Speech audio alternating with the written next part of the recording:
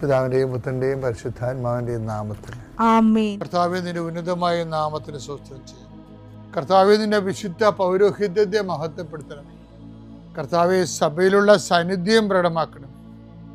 40 വർഷം ഞാൻ അർപ്പിച്ച കൃപാന്റെ യുഗതിയാൽ കൃപാസ്ഥാനത്താറെ ജീവനോടെ പ്രത്യക്ഷപ്പെട്ട മാതാവിന്റെ മാധ്യസ്ഥ രോഗികൾ, പീഡിതരെ, മാനസിക സംഘടന അനുഭവിക്കുന്നവരെ, ഡിപ്രഷൻ അനുഭവിക്കുന്നവരെ, മരുന്ന് കഴിച്ചിട്ട് ഉറക്കം മൂടുകയും ശരീരം തൂക്കം വെക്കുകയും ചെയ്യുന്നതല്ലാതെ പ്രത്യേകിച്ച് പ്രയോജനമൊന്നും ഇല്ലാതെ ഡിപ്രഷൻ കൊണ്ട് വേദനിച്ച് ജീവിക്കുന്ന ആൾക്കാരെ കർത്താവേ, നീ അവരെ തൊടണമെന്ന് പ്രാർത്ഥിക്കുന്നു. ഓട്ടിസം കുഞ്ഞുങ്ങളെ, ഹൈപ്പർ ആക്ടിവിറ്റി കുഞ്ഞുങ്ങൾ, അവിടെ മാതാപിതാക്കന്മാരെ മനസ്സ് കെട്ടുപോയവരെ, തകർച്ച സങ്കടം കൊണ്ട് അവർക്ക് ജീവിക്കാൻ പറ്റാത്തവർ, ജീവിക്കാൻ വേണ്ടി ജീവിതത്തോട് മൽപ്പിടുത്തം നടത്തുന്നവർ, മരുന്ന് കഴിച്ചിട്ടും രോഗം സുഖമാക്കാതെയും രോഗം പൊറുക്കാതെ ഇരിക്കുന്നവർ, എൻ്റെ കർത്താവിന് ഉന്നതമായ നാമത്തിൽ, സഭയുടെ അധികാരത്തിൽ, കുരിശിൻ്റെ അടയാളത്തിൽ, ദൈവശക്തിയാൽ നിനക്ക് ദൈവസന്ധിപ്പും സൗഖ്യം ലഭിക്കട്ടെ. പിതാവും പുത്രനും പരിശുദ്ധാത്മാവായ സർവ്വേശ്വര എന്നേക്കും ആമേൻ. അമ്മേ പരിശുദ്ധ അമ്മേ, അമ്മേ പരിശുദ്ധമേ, ദൈവമാതാവേ, കൃപാസനത്തിലൂടെ ഞങ്ങൾക്കും ഞങ്ങളുടെ ദേശത്തിനും അമ്മ മധ്യസ്ഥം തേടി തന്ന എല്ലാ അനുഗ്രഹങ്ങൾക്കും കൃപകൾക്കും ഞങ്ങളിപ്പോൾ ഹൃദയം നിറഞ്ഞ നന്ദി പറയുന്നു. അമ്മേ പരിശുദ്ധമേ, ദൈവമാതാവേ, 2004 ഡിസംബർ 7 ഉച്ചകഴിഞ്ഞ് 2:30 കൃപാസനത്തിൽ സംഭവിച്ച അമ്മയുടെ പ്രത്യക്ഷപ്പെടലിനെക്കുറിച്ച് തിരുസഭയ്ക്ക് സമർപ്പിച്ചിരിക്കുന്ന പഠനരേഖകളുടെ മേൽ സഭാത്മകമായ പഠനം ആരംഭിക്കുവാൻ ഞങ്ങൾ പ്രാർത്ഥിക്കുന്നു. അമ്മേ പരിശുദ്ധമേ, ഭൂസ്വർലോകങ്ങളുടെ രാജ്ഞിയായ അങ്ങേയ്ക്ക് ഭൗമസംരക്ഷണത്തിനായി പ്രപഞ്ചപ്രകൃതിയെ തന്നെ തിരുസഭ പ്രതിഷ്ഠിക്കുവാൻ ഈ പ്രത്യക്ഷീകരണം വഴി ഇടയാക്കണമേ. പരിശുദ്ധമേ, ജപമാല മാതാവേ, സകല കൃപാസനം പ്രാർത്ഥനയോടും ചേർത്ത് ഞങ്ങളിപ്പോൾ പ്രാർത്ഥിക്കുന്ന ഈ കുടുംബത്തിന്റെ പ്രത്യേക നിയോഗം മക്കളെ.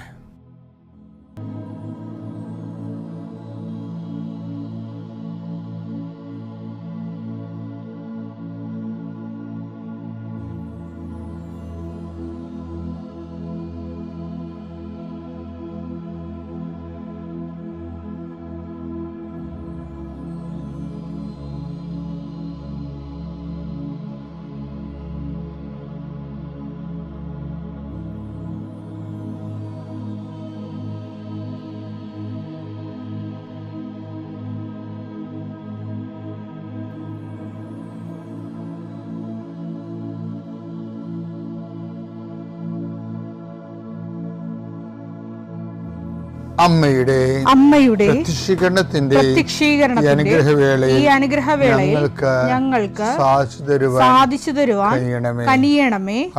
ആമേൻ. എൻ്റെ പ്രിയപ്പെട്ടവരെ, നമ്മൾ വാഗ്ദാനം പ്രാപിക്കുന്നതിന് വാഗ്ദാന നാട്ടിലേക്ക് ഉടമ്പടി എടുത്ത് ദൈവത്തിൻ്റെ കൂടെ പ്രവേശിക്കുമ്പോൾ നമ്മൾ ശ്രദ്ധിക്കേണ്ട ഓരോ കാര്യങ്ങളാണ് ഓരോ ദിവസവും പറഞ്ഞത്. ആദ്യ ദിവസം പറഞ്ഞത് ചെങ്കടൽ, 2-ാം ദിവസം പറഞ്ഞത് മരുഭൂമി, 3-ാം ദിവസം പറയാൻ പോണത് ജോർദാൻ കടക്കുന്നതിന് ഒരു ന്യായമുണ്ട്, ഒരു ആത്മീയമായ ഒരു അത് എല്ലാം നമ്മുടെ ജീവിതത്തിൽ നടക്കേണ്ട പ്രക്രിയയാണ്. അതെല്ലാം അതിലൂടെ എല്ലാം ദൈവ വാഗ്ദാനം പ്രാപിക്കാൻ പറ്റുന്ന രീതിയിൽ നമ്മളെ യോഗ്യത പ്രാപിക്കാനാണിത് പറയുന്നതിൻ്റെ കാരണം. അല്ല നാടകത്തിൻ്റെ ഓരോ സീന് പോലെ അവതരിപ്പിക്കുകയല്ല ഇത് വാഗ്ദാനം പ്രാപിക്കാൻ യോഗ്യത നേടാൻ വേണ്ടി ഒന്നാണ്. മൂന്നാമതാണ് ജോർദാൻ എന്താണ് ചെയ്യേണ്ടത്? ജോർദാൻ്റെ ആത്മീയ അർത്ഥം എന്താണ്? എടുത്ത് ജോഷി 24:15. കർത്താവിനെ സേവിക്കുന്നതിന് മനസ്സില്ലെങ്കിൽ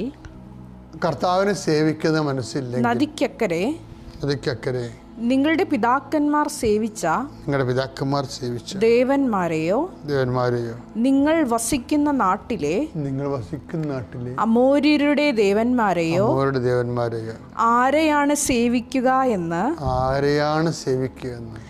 ഇന്ന് തന്നെ തീരുമാനിക്കുവിൻ. ഞാനും എൻ്റെ കുടുംബവും കർത്താവിനെ സേവിക്കും. അപ്പം കർത്താവിനെ തന്നെയാണ് സേവിക്കണതെന്ന് ഈ മൂന്നാം ഘട്ടത്തിൽ ഉറപ്പ് വരുത്തണം. പലപ്പോഴും നമുക്ക് തോന്നുന്നത് കർത്താവിനെ സേവിക്കുന്നത് നമ്മൾ വേറെ ചില കാര്യങ്ങൾ പണ്ട് ഞാൻ കാട്ടൂർപ്പള്ളി ഇരിക്കുകയാണ്. കാരണം അച്ഛൻ ഓർക്കുക ധ്യാനഗുരുക്കന്മാർ പൊടിക്കൈ പറഞ്ഞ പോലെ പൊടിക്കൈ പറയണല്ല എൻ്റെ കണ്ണു തള്ളിപ്പോയൊരു. ഇപ്പം ഞാനിങ്ങനെ റോഡിൽ ഇരിക്കുകയാണ്. അത് കൊച്ചച്ഛനാണ്, 87. ഇപ്പോൾ ഒരു വല്യമ്മയുടെ മാല പോയി.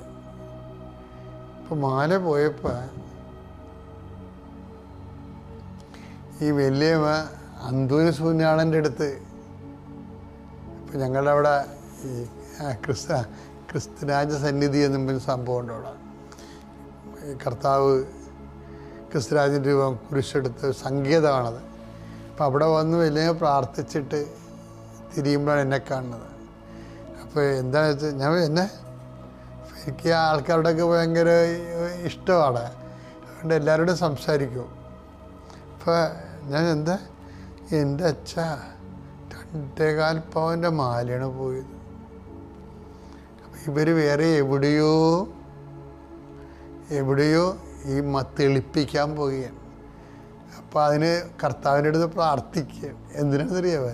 ഇവർ ചെല്ലുമ്പോൾ ആ തെളിപ്പിക്കാൻ ആളവിടെ ഉണ്ടാകണമെന്ന്. ഇങ്ങനെ ഒരു സഭയുണ്ടായിരുന്നു പണ്ട്. ഇപ്പോൾ ആരും മേനി നടിക്കുകയും ഞെളിക്കുകയോ ഒന്നും ചെയ്യേണ്ട കാര്യമില്ല.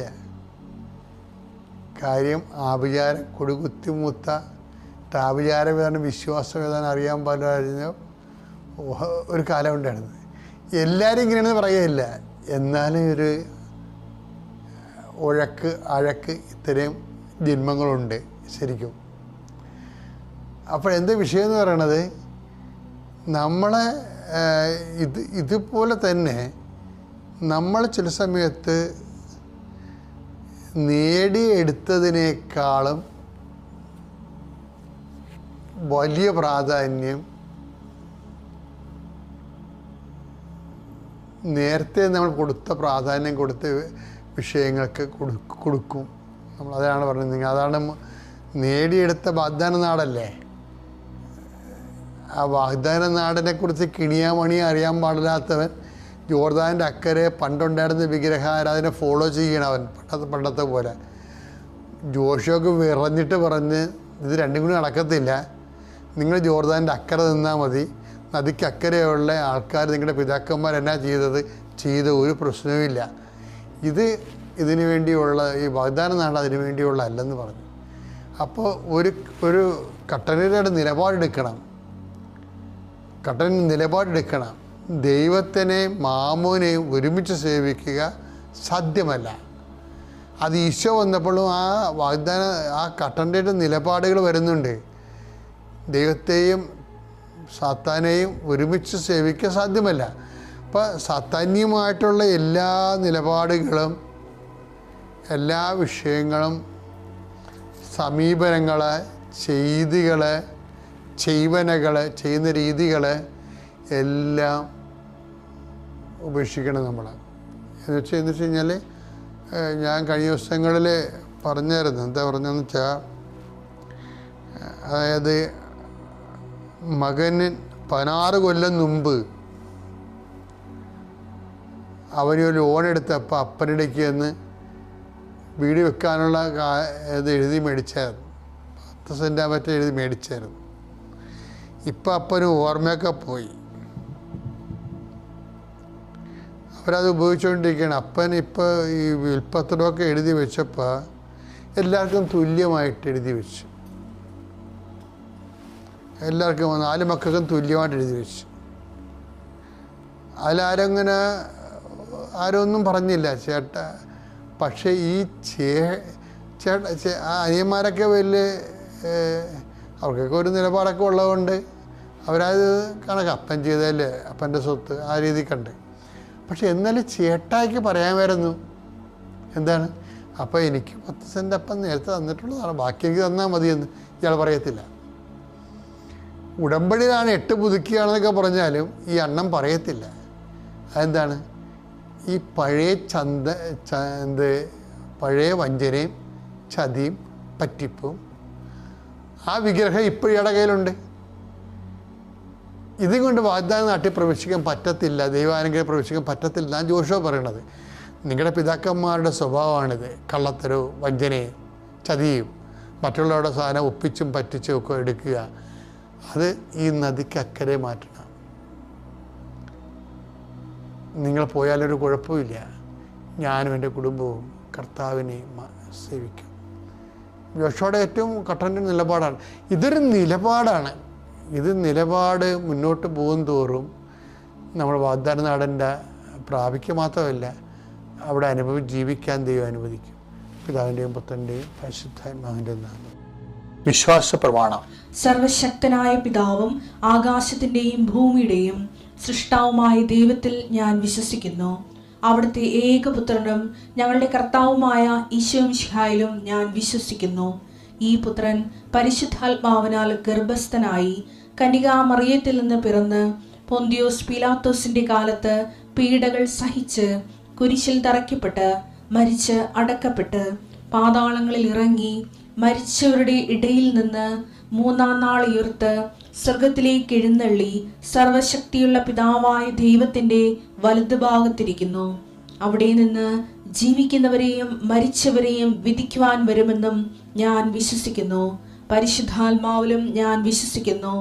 വിശുദ്ധ കത്തോലിക്കാ സഭയിലും പുണ്യവാന്മാരുടെ ഐക്യത്തിലും പാപങ്ങളുടെ മോചനത്തിലും ശരീരത്തിന്റെ ഉയർപ്പിലും നിത്യമായ ജീവിതത്തിലും ഞാൻ വിശ്വസിക്കുന്നു. ആമേൻ. സ്വർഗ്ഗസ്ഥനായ ഞങ്ങളുടെ പിതാവേ, അങ്ങയുടെ നാമം പൂജിതമാകണമേ. അങ്ങയുടെ രാജ്യം വരണമേ.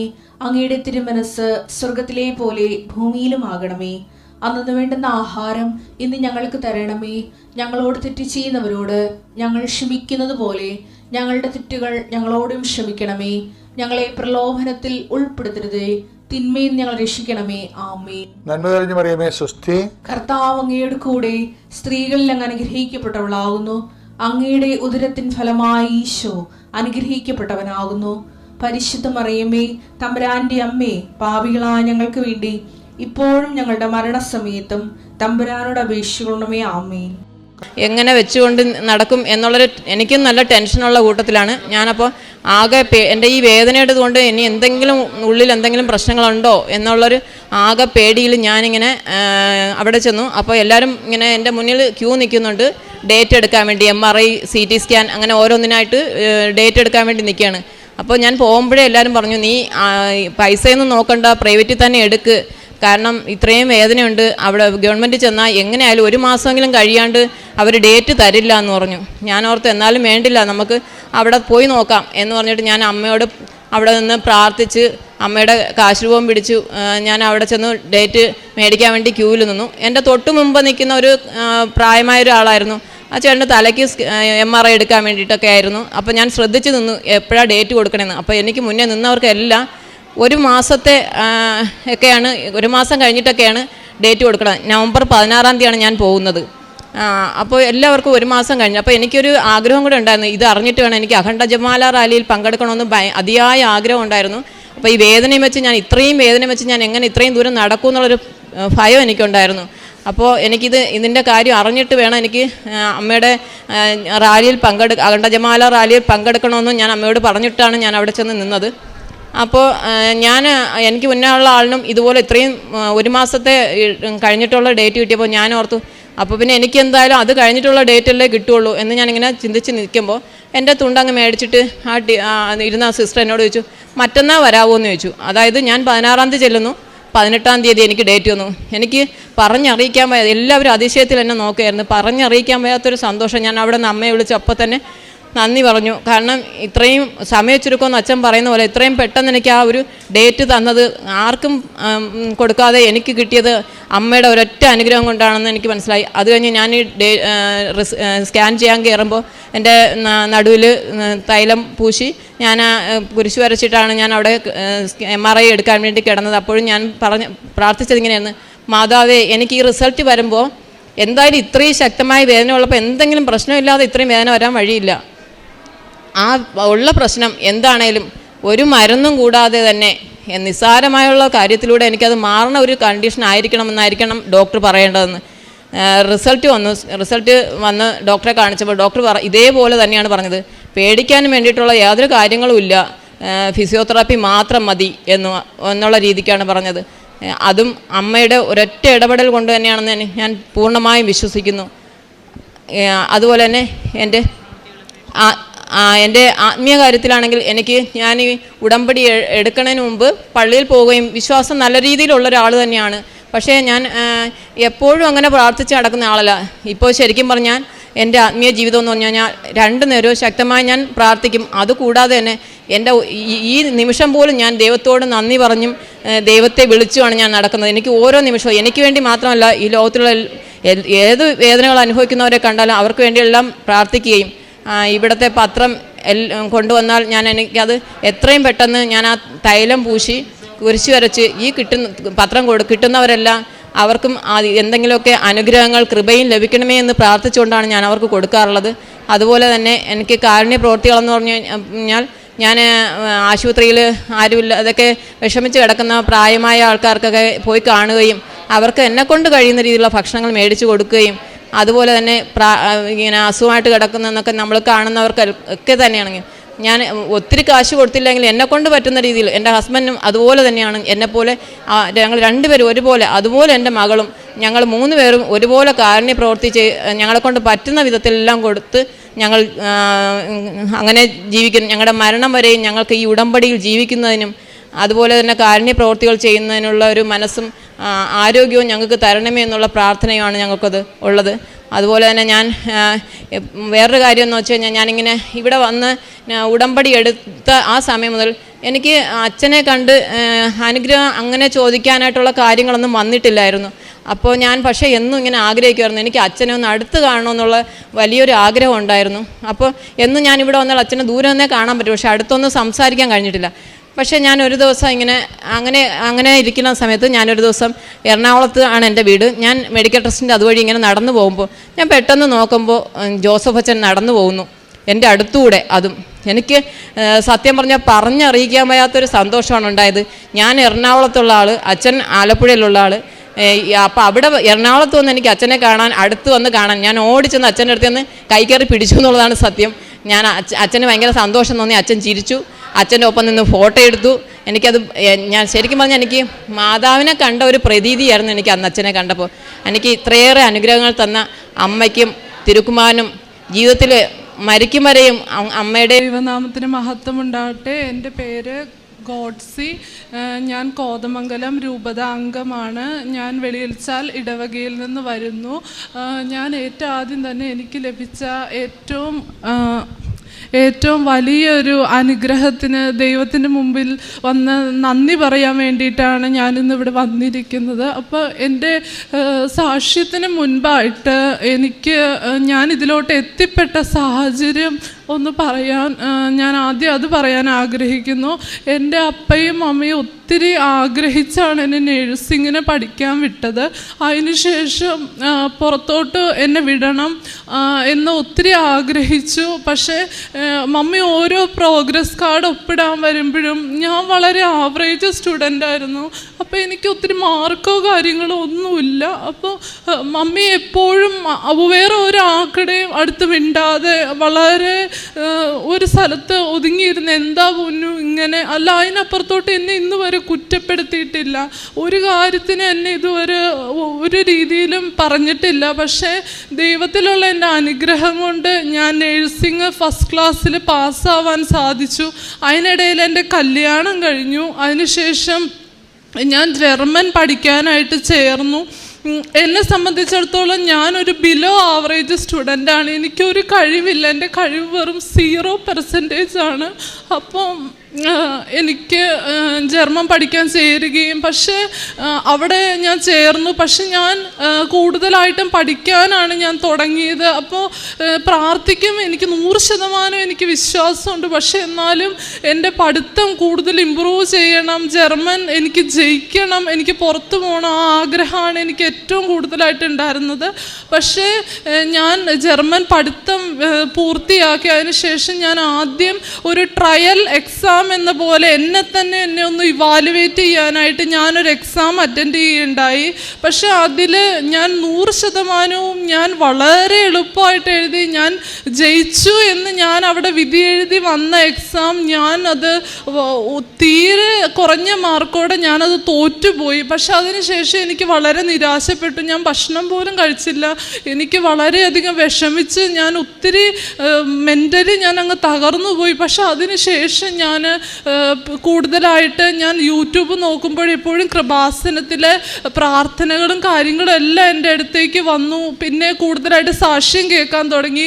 അതിലുള്ള ഒരു സാക്ഷ്യം എന്നെ കൂടുതലായിട്ട് എനിക്ക് ഭയങ്കര ഇൻസ്പയറിംഗ് ആയിട്ട് തോന്നി. അപ്പം ആ